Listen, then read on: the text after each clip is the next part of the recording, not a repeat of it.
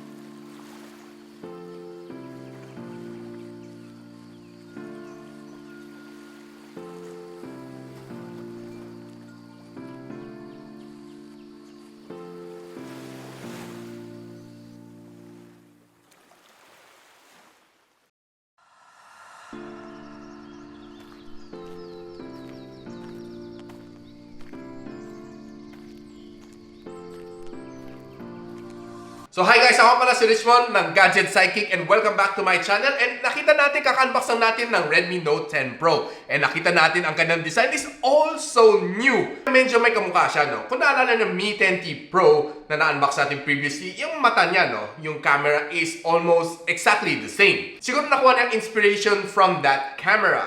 And what I like about this phone is ibang-iba ng kanyang design. It's not your typical Redmi Note series, no? Itong Note 10 series, binago niya. Meron na siyang 3D glass body which is very nice. Very nice ang kanyang grip, no, sa likod, no? And especially yung kanyang design, very smooth. Now, itong phone na ito, meron siyang Snapdragon 732G, which is hindi na siya bago, no? To be honest with you, nakita na natin ito sa ibang mga Xiaomi na phones, no? At meron siya tatlong variant, no? Either go for 664, 6128, or 8128. Lahat yan LPDDR4X, which is yun ang industry standard na ngayon. Itong processor is a 8nm octa-core na processor. and sinamahan pa siya ng Adreno 618 being its own GPU. So medyo silipin lang natin ang benchmark sa Antutu binigay siya ng 242,000 points, which is medyo mababa siya compared to mga ibang phones with this chipset. Then tingnan natin kanyang i22 benchmark 101,000 para sa kanyang AI score.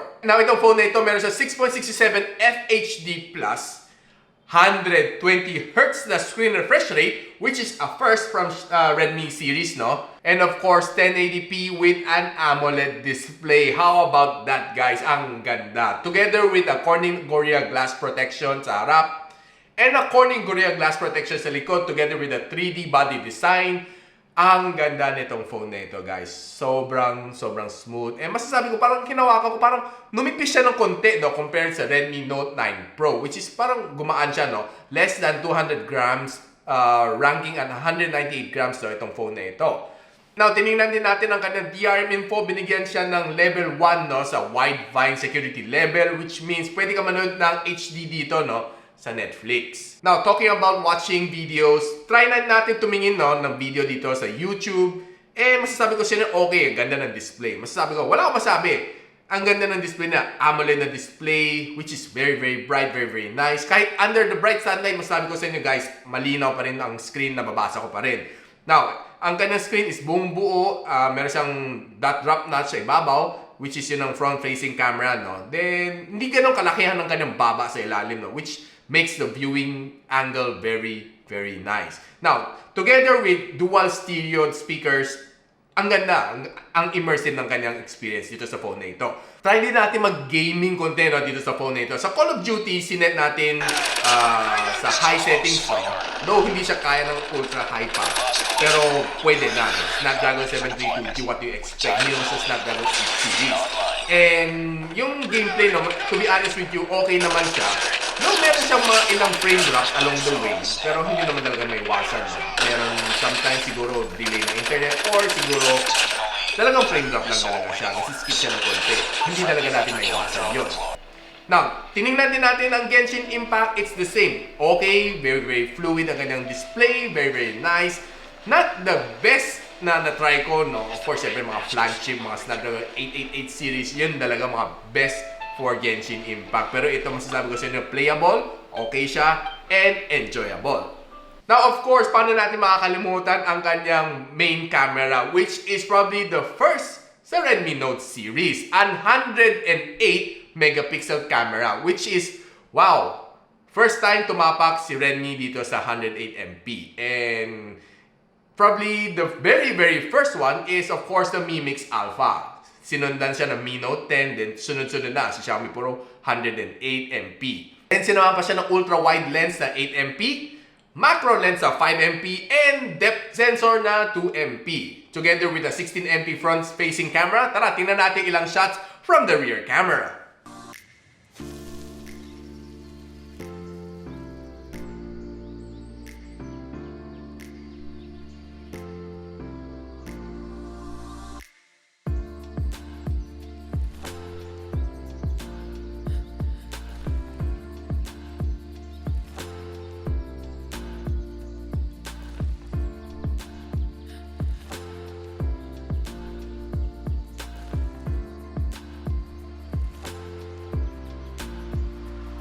And masasabi ko sa inyo, mga shots ko using the 108MP na camera is really nice. Sasabi sa inyo, guys, pag zoom in mo, makita mo very detailed pa rin mga pictures.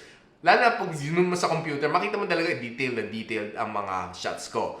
Though masasabi ko, hindi pa rin niya na perfect, Kung ilaban mo to sa mga Xiaomi Mi 10 Pro or Mi 10T Pro, probably it is almost the same, pero kulang pa eh. Hindi pa siya ganon kapulido tulad ng mga kapatid niya sa Mi series. Then tingnan natin ilang mga selfie pictures from the front camera.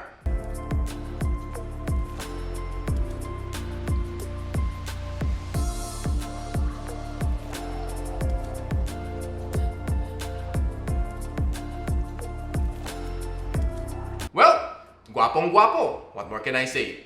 Though sa low light meron ilang pictures medyo grainy. Now, itong phone na to kaya na mag-shoot up to 4K 30fps and meron siyang steady mode. Tara, tingnan natin lang mga shots no, sa video nito, phone na ito.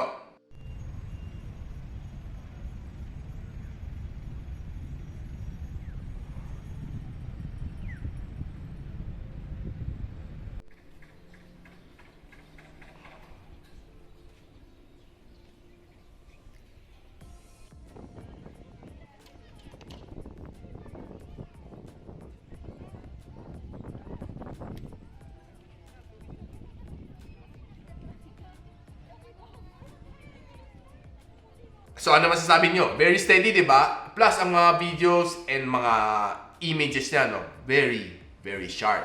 Now, try natin mag-vlog, no? Using this phone.